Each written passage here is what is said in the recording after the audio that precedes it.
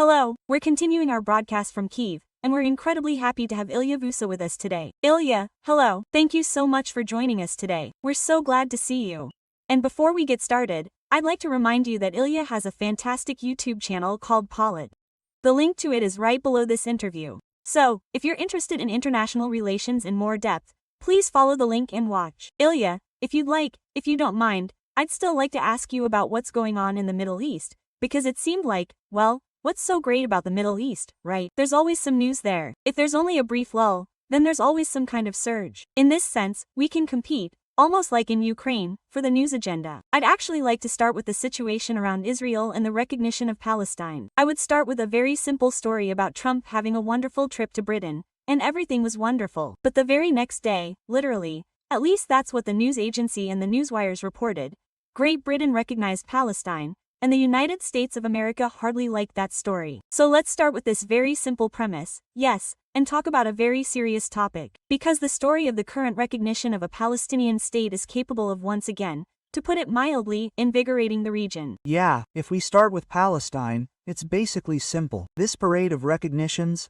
from, well, mainly European states, is connected to an attempt, with their motivation, or rather, to exert pressure. Well, with two motivations. There's a double game going on there. That is, one is to try to put pressure on Israel so that it will negotiate a ceasefire in Gaza and put an end to the war. The second part of the motivation is to demonstrate something, to show off, to make some kind of gesture that would be perceived as solidarity with the Palestinians against the backdrop of the humanitarian catastrophe in Gaza, as you know, against the backdrop of all the terrible news coming out of there, which is already being trumpeted by all the media. And, in principle, this probably served as the backdrop for such political decisions. So, this desire to show off, to do something, but without any serious losses for themselves. That is, it had to be some kind of gesture, which, well, for example, a complete severance of economic relations with Israel, of course, they are not ready for. The introduction of sectoral economic sanctions is also something not all countries, far from all, are willing to make such decisions, including due to fear of confrontation with the United States, which is an ally of Israel. So this recognition, it's, by and large, to put it cynically, the cheapest way, well, costing no one anything, a declarative way to do something, some kind of gesture, to demonstrate that their position has sort of changed, that they support the Palestinian people in their struggle for their rights, that they criticize Israel in this way, condemn its military actions and indiscriminate actions in Gaza and in the Palestinian territories, and so on. So, this dual motivation underlies this parade of recognitions from European countries. Not all of them. There are still countries that haven't changed their position, led by Germany. But I think it's a matter of time, because, by and large, even before these statements from Britain, France, Australia, Canada, and other countries, the majority of the international community already recognized Palestinian independence. That is, now, if I'm not mistaken, the number of countries that recognize it has reached 160. That is, well, that's an absolute majority of UN member countries, which, in principle, is a fairly serious argument, diplomatic and legal, you know, in favor of Palestine. Now, this recognition, it's based on a specific idea, that is, because I'm simply saying this so that no one has any misinterpretations. What is this recognition about? It's based on the idea of two states. The two-state principle is that there should be a state of Israel and a state of Palestine. That is, essentially, the principle of the separation of peoples, which first appeared back in the 1930s, when the British were considering how to resolve the Palestine issue. And then it was formalized by the 1947 Security Council resolution, which, however, was not implemented and led to the 1948 war, the first Arab-Israeli war, as a result of which Israel declared independence, but the Palestinians did not. So, this principle underlies these statements. This isn't a statement about recognizing Palestine, not recognizing Israel, or recognizing Palestine within specific borders, or recognizing Palestine unilaterally, or recognizing Gaza, Hamas. That's not what it's about at all. This is purely a long-standing position. Most countries in the world support this very principle. They believe that the conflict between Israelis and Palestinians can only be resolved on the basis of a two-state solution, that is, separation. That's all. There are no other alternatives here. I'm talking about legal support because, well, there are a lot of interpretations, especially on social media, about what happened there. Well, in fact, legally, everything is very clear, and all states base their position on this, including, by the way, Ukraine, which has also had diplomatic relations with the Palestinian National Authority for a long time. That's it. That is, we also base our position on this very principle, not on some unique or special other one. Now, will this change anything? Will it change anything regarding the situation at Gaza, for example? I think. I would even rephrase it. I would even rephrase the question. Will we see any consequences of these decisions? What will they look like?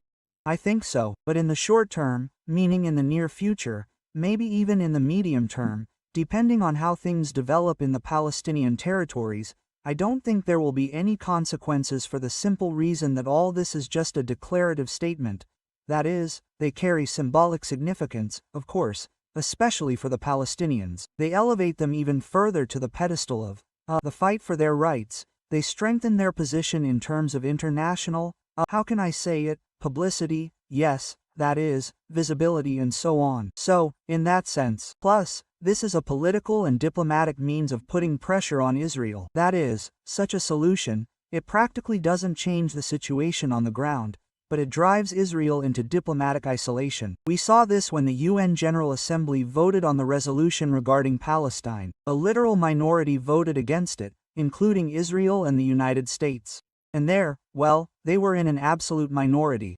This isolation was clearly visible. Another issue is that it's clear it won't change the situation on the ground for the simple reason that the current Israeli government doesn't take all these statements into account. They're indifferent to it, and they believe that, since these statements don't, I don't know, worsen their position, or don't, I don't know, lead to economic losses or anything else, they can basically be ignored. And for now, their position is that, well, we don't care.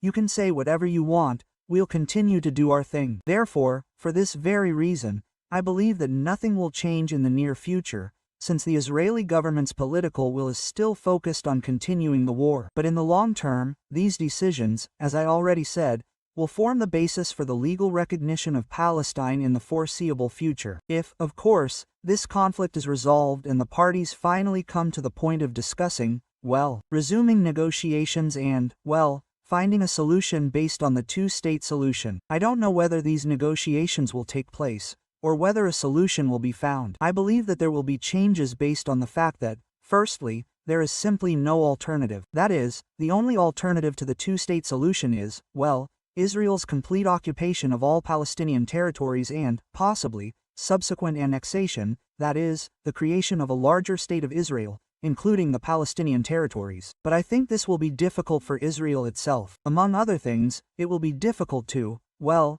integrate the huge number of Palestinian Arabs into their new state, where, by the way, Jews could easily become a minority, given the demographic imbalances. A complete occupation of the territories therewith, I don't know, mass deportation of people and, essentially, mass murder. Well, what's happening now in Gaza and is recognized by international organizations. I think that's also an option, but it, again, is also fraught with risks, since there's no certainty that Israel will succeed. There's no certainty that this won't generate resistance that Israel won't be able to cope with. There's no certainty that this will continue to be supported, for example, by political countries in Europe and the United States, especially if there's a change of power there. Well, Donald Trump won't be in the White House forever. So what will happen if someone else comes to power? Plus, we're seeing a shift in sentiment toward Israel in the United States, both among young people and among the younger generation of politicians in general, who are increasingly critical of the idea that Israel's national interests are also the national interests of the United States. That is, if we recall Senator Ted Cruz's legendary interview with Tucker Carlson,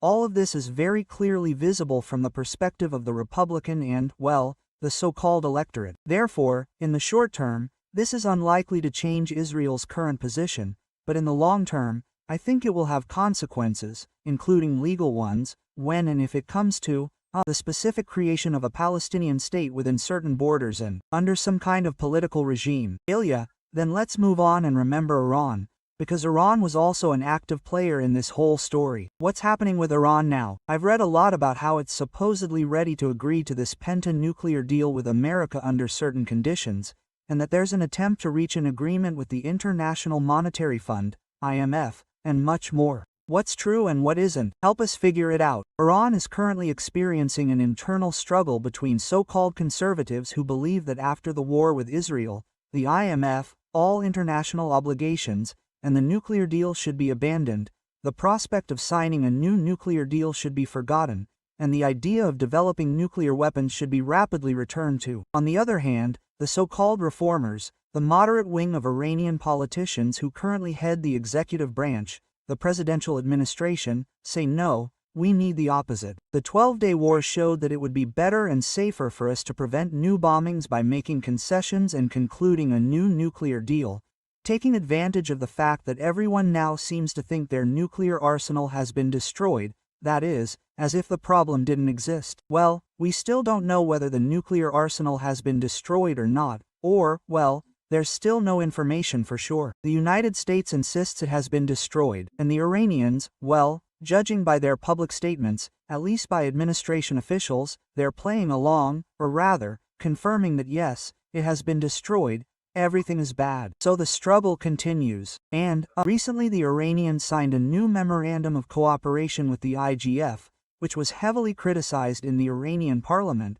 which is dominated by conservatives, and they even demanded that the president and the foreign minister be summoned to the carpet and explained why, because after the war with Israel, Parliament passed a bill banning cooperation with the IGF, and they deported all the IGF inspectors. Now there's a rollback, well, a complete rollback to cooperation, and the Parliament wasn't aware of it. Then, sometime after the memorandum was signed, the European countries, the so-called E3, decided that Iran was violating its obligations under the nuclear deal, and the Security Council decided that UN sanctions would be imposed on Iran on September 28. These sanctions were imposed in connection with its nuclear program and were lifted when the nuclear deal was signed in 2015. This caused even greater outrage in Iran, because everyone started saying, well, it turns out you signed the memorandum, and they still want sanctions, which means they're going to impose sanctions against the Iranians. And so, by the end of September, the situation is approaching some kind of peak, as I understand it. That is, something must happen depending on the outcome of the internal struggle between the Iranian elites. Either they will make even greater concessions so that the Europeans reverse their decision to reinstate UN sanctions. Although, I think it will be difficult to reverse all this now, given that there's little time left. This will require a new vote in the Security Council. Or, conversely, Iran will completely sever cooperation with the International Atomic Energy Agency and withdraw from the Nuclear Non-Proliferation Treaty, to which they are still a signatory. So, the situation will become worse than it was before, even before 2018. And, by and large, this will mark the official, final death of the 2015 nuclear deal, which had been held together all this time simply by the fact that the Europeans were still parties to it. They didn't withdraw, and no one except the United States did. That's the situation now. If this happens, it could most likely lead to a resumption of war between Israel and Iran. Israel will argue that, well, since Iran is no longer constrained by any agreements, this issue can only be resolved by force, and that's it. And then, to a conditional victory. And the United States, most likely, supports this in Israel. In Iran, if this happens, the position of conservatives and security forces will most likely be further strengthened. They will try to destabilize the presidential administration of Masoud Pezeshkian, whom they want to remove, in order to, well, mobilize supporters around the idea of a new patriotic war, new challenges. Either we build nuclear weapons or we die. Well, in that case, the positions are like this. The wound in the area right now is a potential flashpoint, and I think we need to watch the end of this month to see how it all plays out, because it's clear that Iran is still balancing between its desire to, well, have nuclear weapons as a guarantor of sovereignty and security, as they see it, and the need, well, after all, and the desire to lift the sanctions that are stifling their economy and lifting them could help Iran truly emerge, stabilize its economic situation, and reintegrate into Western markets, which is actually their main interest. And these hesitations are even visible at the senior leadership level. That is, Supreme Leader Ayatollah Ali is torn between these two options. And for now, as I understand it, he's still leaning toward a compromise, no matter what. Because, well, we understand that any agreements with the IAEA, any memorandums, All of this is impossible without sanctions from the Iranian supreme leader. That's why, well, I think this internal struggle between the elites will intensify in the near future, and it will become clear which side will prevail. Ilya, a little about Russia's role in the Middle East. How much has it changed recently? Because, frankly, little is said publicly about Russia in the Middle East. But more, of course, is said about America and Europe. Does this mean that this is true? Yes. Or does it mean that Russia is still active there, but we just don't know about it? Russia remains in the Middle East through various projects, especially Rosatom's energy projects. Well, they are more active in Africa, but Rosatom still has a fairly strong position in the Middle East. And they haven't gone anywhere, both in form and in terms of information. That is, their diplomatic and informational positions, they haven't lost them. That is, they still remain an influential player in this regard. Despite the defeat in Syria, well, more accurately, not a defeat, I would say that one can already say it was a complete defeat. It was more like a tactical retreat, followed by a subsequent return. Nevertheless, despite this, Russia's image, Russia's reputation in the Middle East, remains intact, unchanged. They are still perceived as an alternative center of power to the West, as an important partner in security, energy, economics, and as a kind of political ally in matters of countering the American world order, if you think in those terms, and some countries think in those terms. So, in short, their presence, their influence, it's not dominant or superior to other countries, for example, the United States or China, but it's there and it's quite significant. So, we see in Syria, for example, it's a clear example, a good case study in how Russian presence and influence don't simply evaporate with a change of political power in a country. That is, the Russians know how to maneuver, and they're able to negotiate with new elites, even hostile ones, as Syria demonstrated, at least. But at the same time, their functionality in the Middle East remains limited.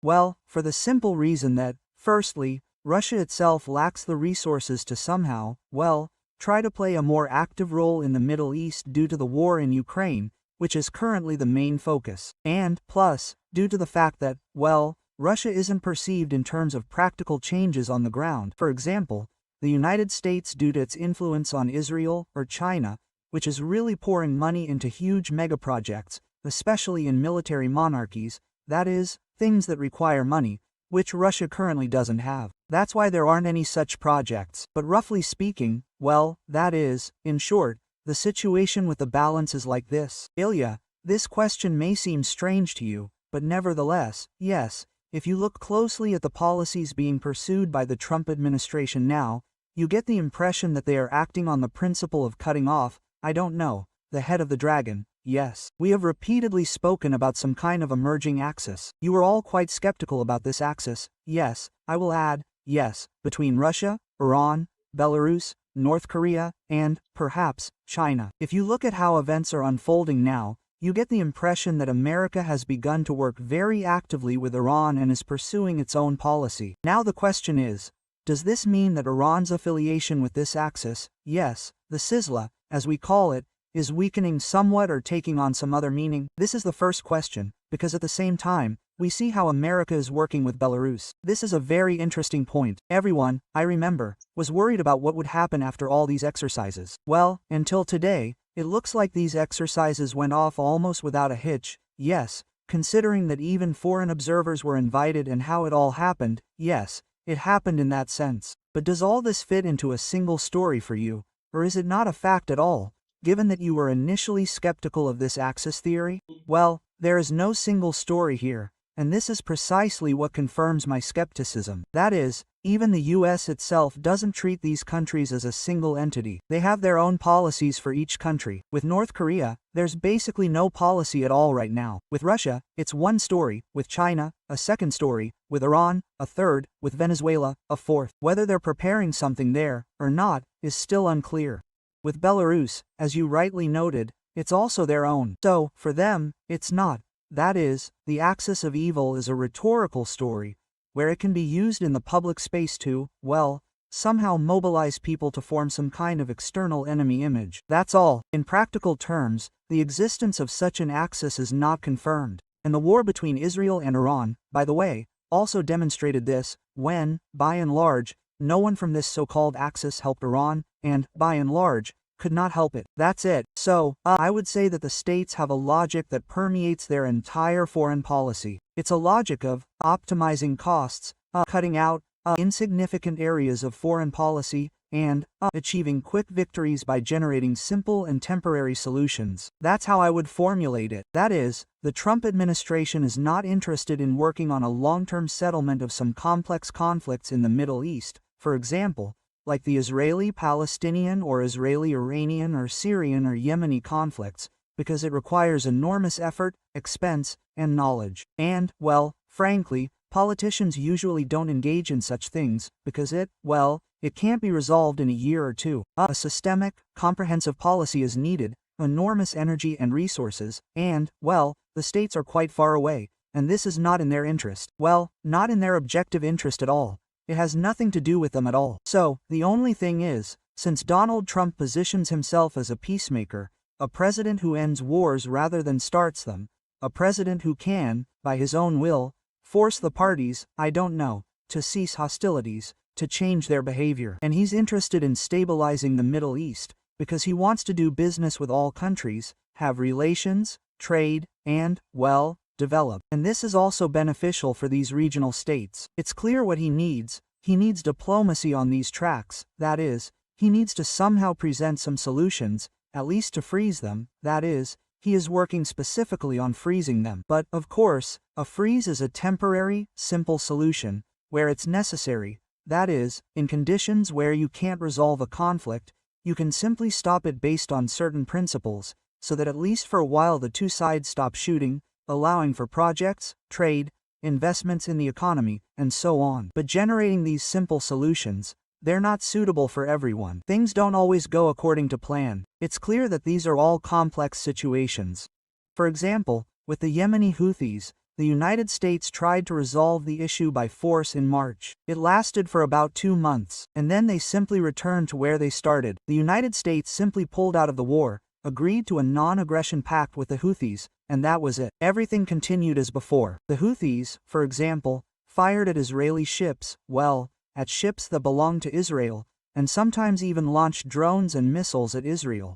Nothing has changed in this regard. So, the United States' attempt to generate a solution through military pressure, which they believed would persuade the Cushites to make concessions, didn't work. The same is true for Israel and Palestine. They're trying to generate various temporary solutions. Clearly, it's not because they won't resolve the conflict itself, which is deeply rooted in history, ideology, and much else. They're trying to resolve it all through a freeze, a ceasefire, or by pouring money in, perhaps, so that the parties agree to this ceasefire. That's not working either because of the Palestinian Arabs, or because the West Bank, which doesn't want to agree to such a deal. Therefore, any policy that's inconsistent and relies on quick victories like this is unreliable. It might work in some places, but won't work in others. Things turned out, not very effectively with Iran, frankly, for the simple reason that the United States demonstrated its inability to impose its will on its ally, Israel. That is, because, if we recall,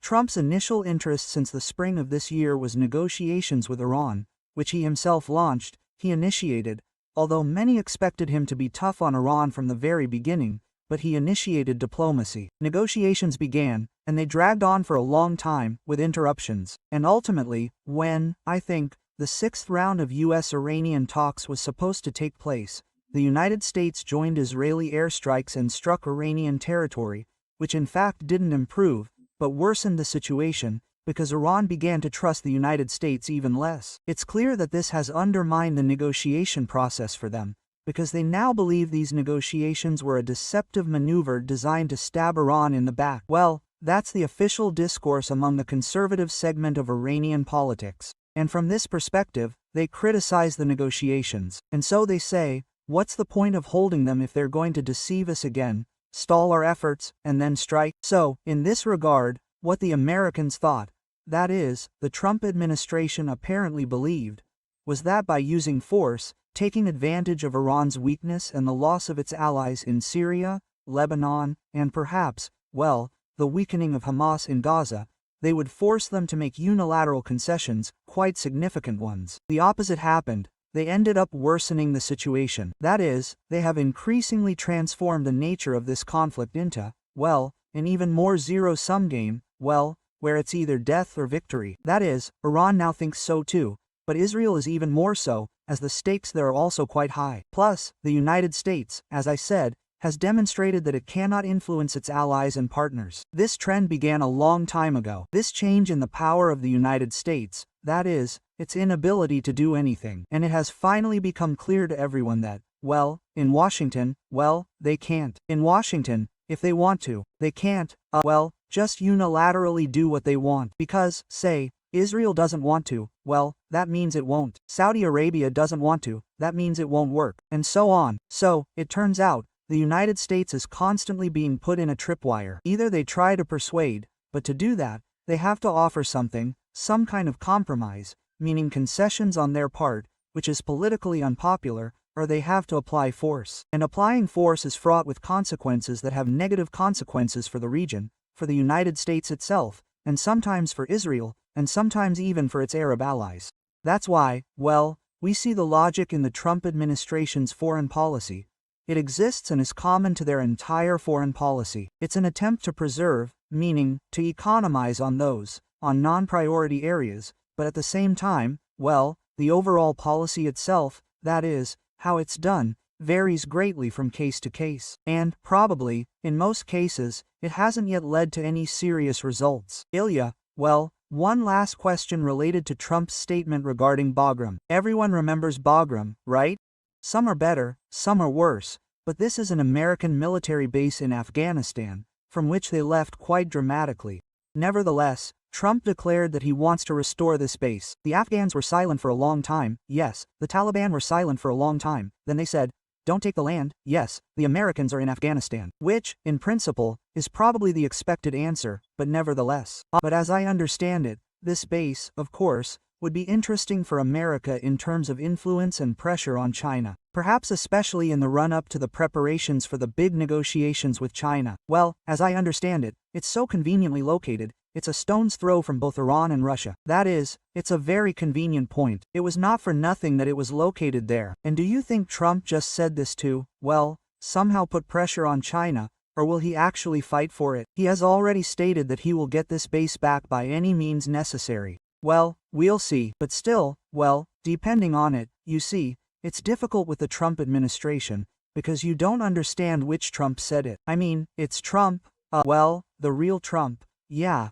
like his social media following, the one who generates thoughts as he goes along, yeah, and he can say something today, then not say it tomorrow, say one thing today, then another tomorrow, and refute it on the third day. If so, then it's just some kind of, well, statement for the sake of a statement. Well, an idea came to mind. Maybe he expressed his wish, but there won't be any further continuation of any, well, serious policy behind this idea, like what happened with Greenland, right? I mean, the same thing with Canada. So, it's something there, some kind of negotiating maneuver. If it's Trump, well, a politician, well, Trump specifically, who has a team and an establishment behind him who work with him on foreign policy, people there who are quite well trained and oversee foreign policy in that area, and most of them are anti-Chinese. Then we can conclude that, yes, this is an attempt to regain positions in Afghanistan, because Afghanistan is truly of enormous geostrategic importance, both for pressuring China and for blocking Chinese transport and logistics projects through it,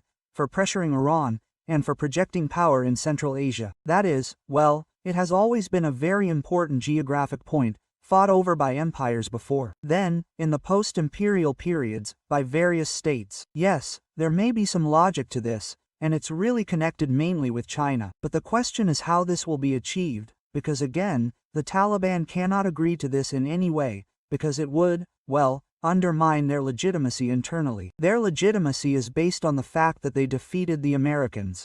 They defeated a pro-American government, they drove out the United States, and this largely ensured their modern image, their reputation and authority, especially among not only their supporters but also those who had doubts. If they allow the Americans to return, it will look strange.